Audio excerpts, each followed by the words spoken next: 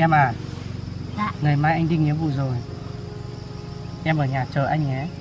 Anh đi bao lâu? Anh đi 2 năm thôi. Anh ơi, 2 năm lâu quá, em không muốn cho anh đi đâu. Không được đâu em.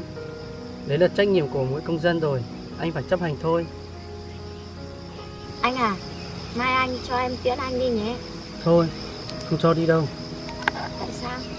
Anh sợ em khóc anh không đi được. Em sẽ không khóc đâu. Có thật là không khóc không? Thật à? Em hứa chứ? Em hứa.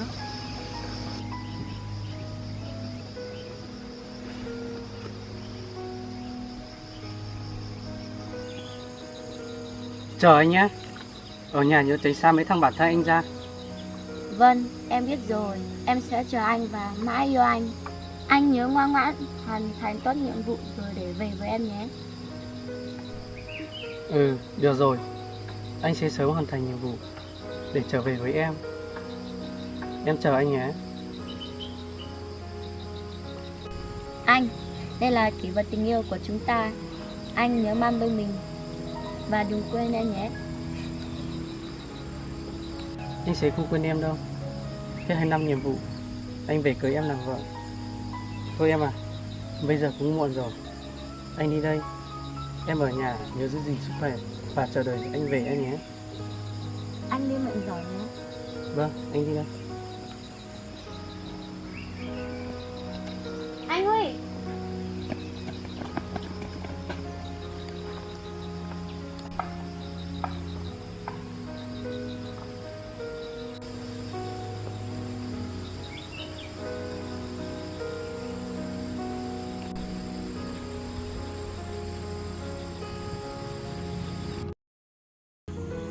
Con gái à, năm nay con 25 tuổi rồi đấy. Sao không đưa người yêu về để ra mắt bố mẹ đi? Lứa tuổi của con này ai cũng có chồng con hết rồi. Sao bố cứ nhắc đi nhắc lại thế? Con đã bảo với bố làm nhiều, con đang đi làm nghĩa vụ. Về sau mới cưới. Bố thích mà bố tự đi mà lấy. Con mới trả cái.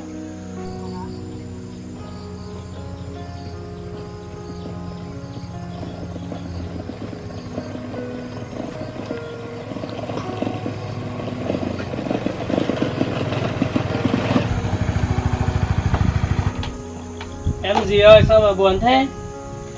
Buồn lắm anh ạ. Bố em cứ phải bắt em đi lấy chồng mà trong khi đó người yêu em còn đang đi làm nghĩa vụ nên là em cũng chẳng biết lấy ai anh ạ. Ôi giời, anh cứ tưởng là gì chứ, những cái chuyện đấy buồn làm gì. Thì theo anh đi chơi đi. Không sợ người yêu anh ghen à? Ôi anh làm gì đã có người yêu. Nhìn mặt anh giống có người yêu lắm à. Đang độc thân đây này. Thế mình đi chơi tí rồi về nhá. Ừ, đi chơi tí thôi. Đi em. Bán chắc vào nha.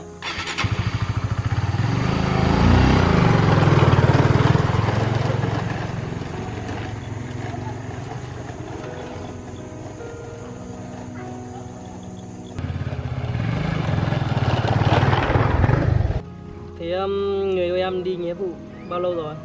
Lâu rồi anh ạ. À, thế có hay liên lạc với nhau không? Trước anh đấy vừa đi thì bọn em thường hay nhắn tin hay liên lạc nhưng mà bây giờ thì ít lắm anh ạ. Thế thì Trình nghĩ chắc là có bồ mới rồi nên là cũng không liên lạc cho em đấy. Chắc là không có đâu anh ạ. Làm gì mà không có nhiều trường hợp là đi nghĩa vụ 1-2 năm về là dắt được người yêu về đấy em ạ. Chắc là do anh đấy bận nhiều công việc quá nên là thỉnh thoảng anh đấy cũng không gọi được cho em. Em cứ ở nhà em cứ trông chờ như thế anh thấy không ổn đâu. Hay là bỏ đi. Bởi vì là ngày xưa người ta bảo là đợi chờ thì hạnh phúc chứ bây giờ đợi chờ thì chỉ có tăm vớ thôi. Mấy nữa là nó dắt được người yêu về thì lúc đây em buồn lắm đấy. Em cũng không biết được anh ạ. Thôi thì tốt nhất là không nuôi cái hy vọng đây nữa. Mình đằng nào anh cũng độc thân thì cho anh đây nhá. Anh có thể đưa em đi trà sữa rồi là đưa em đi cà phê rồi là mình đi du lịch. Chứ bây giờ ngày nào em cũng phải chờ trong vô vọng rồi lại buồn thì có ý nghĩa gì. Đúng không? Vâng. Nói thật với em là anh vẫn chưa có người yêu, đang độc thân. Hay là cho anh là người yêu em đi. Nhưng mà em sợ làm tổn thương người yêu của em lắm luôn ý. Không sao đâu em ạ.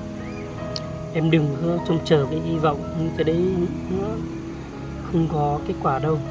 Nó đi được 2 năm nay rồi, chắc gì giờ nó còn chung tình với em nữa. Không phải nghĩ đâu xa nữa. Anh đang ngồi bên cạnh em đây, cũng đang độc thân này, là người yêu anh nhé. Nhưng mà em chỉ sợ anh phản bội em thôi à. Yên tâm đi em. Anh hứa anh sẽ yêu em thật lòng. Và anh sẽ dành trọn vẹn trái tim này cho em, che chở cho em suốt cuộc đời này. Hãy tin vào anh em nhé.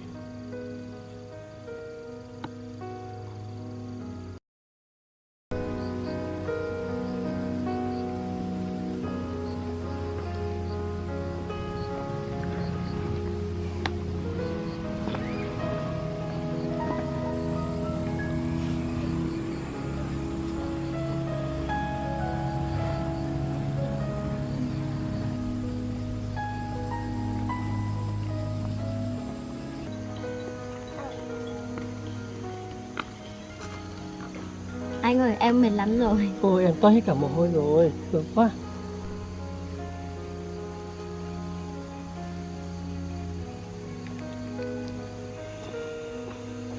Hai người đang làm gì đây? Em, đây là ai đấy? Sao lại nắm tay như thế này? Ôi, anh về rồi à? Xin giới thiệu đây là chồng em.